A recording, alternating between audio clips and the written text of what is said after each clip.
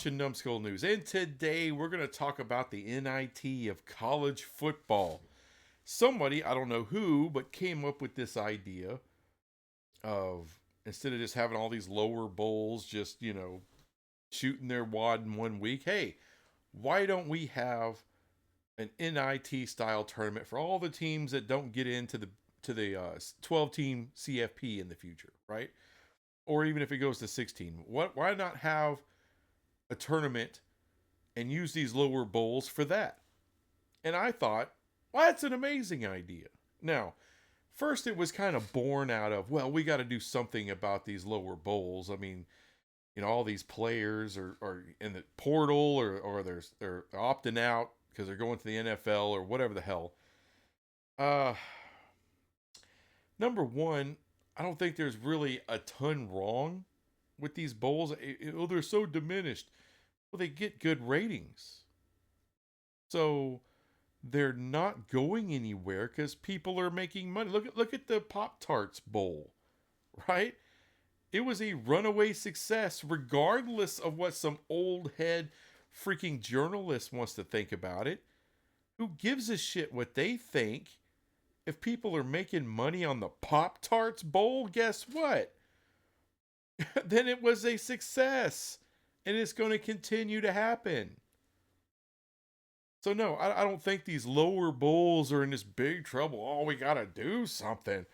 It's not that big a deal. However, if we're having all this change in college football, if things are consolidating, we're going from a BCS, a BS BCS to a 14 playoff, now a 12 team playoff, maybe possibly in the future a 16 team playoff.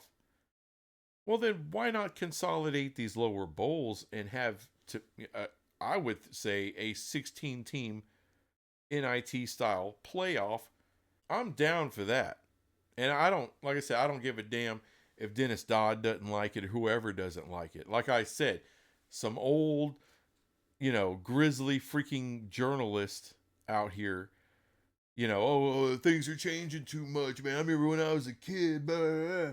Yeah, I remember when I was a kid, there was a Southwest Conference. Well, ain't none of that. I remember, back in the year 2000, that the Big East was a big deal. Well, so much for that. Hey, you remember when the Pac-12 was a viable conference? I remember that. I remember when they had more than two teams. I remember that. I mean, one day we're going to say that about the ACC. Hey, remember when they had like Florida State and shit? Remember when they had Clemson? Wow, what an amazing conference that was once upon a time. I mean, the Big 12 used to have Texas, OU, Colorado, Nebraska, Missouri, Arkansas, A&M. It doesn't quite look the same anymore, does it? So things are changing.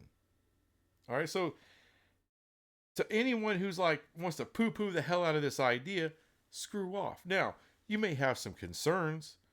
Like, one real concern is with the wear and tear on these players. Well, how many extra games? Like a 16 team playoff, right? So everyone is playing an extra game. Like, and all of those teams would have been in a bowl game anyway.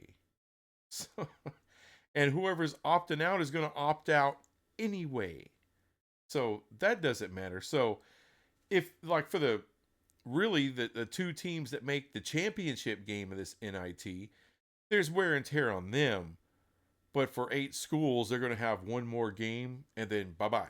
So you see what I'm saying? It doesn't affect everybody. And these are young kids. These are young kids. And let's not forget, who would be in this NIT? Well, it would be the winner of the MAC, the winner of the Sun Belt, the winner of the American, the winner, who all those G5 champs who don't have a chance in hell of getting in, to the playoff, to the main playoff. I think Liberty would have qualified, and that's it. Only one G5's getting in. The rest of them are going to be told to kiss our ass. So they would have plenty of representation in a tournament like this, and that's awesome. Not to mention a lot of those kids who have, any kind of, inkling of getting into the NFL, at best they're going to be day 3 guys. And believe it or not, these NFL teams, they scout for day 3. They scout like a son of a bitch for day 3. Because if you could find a Pro Bowler in the 5th, 6th, 7th round, then you just killed the draft, my friend. And so for those guys who play for Boise State, who play for Miami of Ohio, or whoever, those guys aren't going to opt out. They need to put out as much tape as possible against the best competition as possible to help their draft stock. So those guys won't sit out. Now, yeah, maybe a crap ton of guys from Clemson sit out. Sure. Crap ton of people from LSU sit out. Sure. But most of these guys are going to be in here. The day, like I said, the day 3 NFL draft prospects want to put that tape out. All right, because that could be the difference between being somewhere in the middle of the 7th round to the 5th round. That's a lot of money. That's worth a lot of money. Plus, all these bowls pay out to these schools. You share some of those winnings and profits with the players, which all that stuff is coming, and I'll be talking about that in a future video. But as far as just the money you make off the bowls, off the money that could be made off this NIT, that's all extra money. And it's very easy to distribute it. The biggest sum, of course, would go to the starters, and other kids who play in the game, they would get a portion. Guys who are riding the pine, they would get the lower end. So you would have like a 3-tier pay system, depending on how much playing time and who's starting and who's not. This stuff ain't hard to figure out. So there would be incentives for these kids to play in this tournament because they can get more money. They can help their draft stock. Now, just for shits and giggles, I went ahead and put a bracket of what this year's 16-team NIT tournament would look like. So let's take a look at that. All right, I got it laid out here. I basically used what the CFP, their final 25, use that, the lower teams on that list. Plus I added a couple of teams from the AP top 25 because I had to get a total of 16 teams in this bitch. And I just also wanted to point out, all right, so your top seeds, which I forgot to put the seeds on some of these other teams. Oh, well, I'm not a professional here. But just so you know, the number 1 seed in the whole tournament would have been SMU, followed by Troy, Miami of Ohio, and Boise State. And of course, you go down the list. LSU's number 5, Arizona's number 6, Louisville and Notre Dame 7 and 8. And then it just kind of goes in reverse order, right? Iowa would have been 9, NC State 10, Oregon State 11, Oklahoma State 12, 13, 14, 15, 16. You get it. You get the drift here. All right. And I think some of these are some pretty good matchups. SMU versus James Madison. I know it's not the sexiest matchup, but that's what SMU would have earned being the number 1 seed. Because like I said, the conference champions that remain would get the top 4 seeds. That's the most fair way to do this thing. Troy versus K-State would be the next matchup. Miami of Ohio and Clemson. I don't know how much of a chance Miami of Ohio has, but remember, Clemson, you're going to have opt-outs. You're going to have kids entering the transfer portal. There's going to be kids on Miami of Ohio, maybe a handful of them looking at the NFL draft and saying, man, if we can, we want to play in this game against Clemson because we want to be seen playing. Maybe we can get drafted. Even if they're end up being a free agent, rookie free agent, that can help them get onto a roster. They can help them get into a training camp. I mean, that's big time. Same thing with Boise State versus Tennessee. And you also get some pretty good matchups. LSU versus Oklahoma State. I'd watch that. Are you kidding me? Arizona versus Oregon State, you're going to get some rematches. Louisville versus NC State. Yeah, Notre Dame versus Iowa. You're going to get some interesting matchups in this. And depending on who wins, who gets to the next round, it can be pretty badass. Yeah, I think that's a great idea, and I think there's a lot of money to be made off of something like this, off an NIT style tournament of these lower teams, if you will. And this is the kind of stuff I love. I love the out of the box thinking. Hey, you got some lower bowls. You got these teams that are not going to get into the CFP. So, what do we do with them? They can just play New Year's Six. That's something else that would go away with this tournament. There would be no New Year's Six. It would be this. And to me, that would be amazing.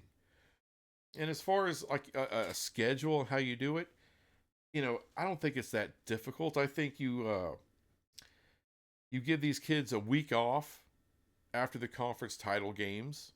All right, everybody starts out with that 1 week bye, and then you commence to kicking ass. And the way it would work out, and if you did all these games on Saturdays, that would be the most perfect way to do it. The first one, that's 8 games. You may have to split it up Friday and Saturday, and then the rest of the way just Saturday. But the way that works out is NIT championship game, if you will, would be played a couple of days before the CFP championship game. So you kind of wrap everything up all at once. Everybody gets to make a little bit more money because this tournament will supply more money, not just to the Power Five, but also the Group of Five. And I love how a tournament like this could really put a spotlight on those Group of Five champs that nobody ever thinks about. Like, do you know who won the MAC this year? Do you know who won the Sun Belt or the Mountain West? Maybe you know who won the American because SMU's been running their mouth all year. Maybe. But I don't know. I think that would be cool. And I know if you're like just balls deep into college football all the time, you know those champs, right? You know who won. And you know who they played. No, blah, blah, blah, blah. But most people don't. Most of us are just paying attention to the autonomous conferences, the power conferences, and that's it. I'm a Big 12 fan. It's a Big 12 channel. I have my Big 12 bias. However, there's more than just a Big 12 out there. And I know if you're a Big 10 fan, it's hard for you to look down from your mountaintop at all the G5s. Same thing with the SEC. And just to be honest, there's a lot of Big 12 people out there that really don't take the time to pay attention to what's going on in the Group of Five. But there's some great competition out there. I think they deserve a bit of a spotlight. Here's a tournament that you can get them in. Make them top seeds, their champions. Now, if you saw that, most of the teams in that NIT style tournament are still teams from the autonomous conferences.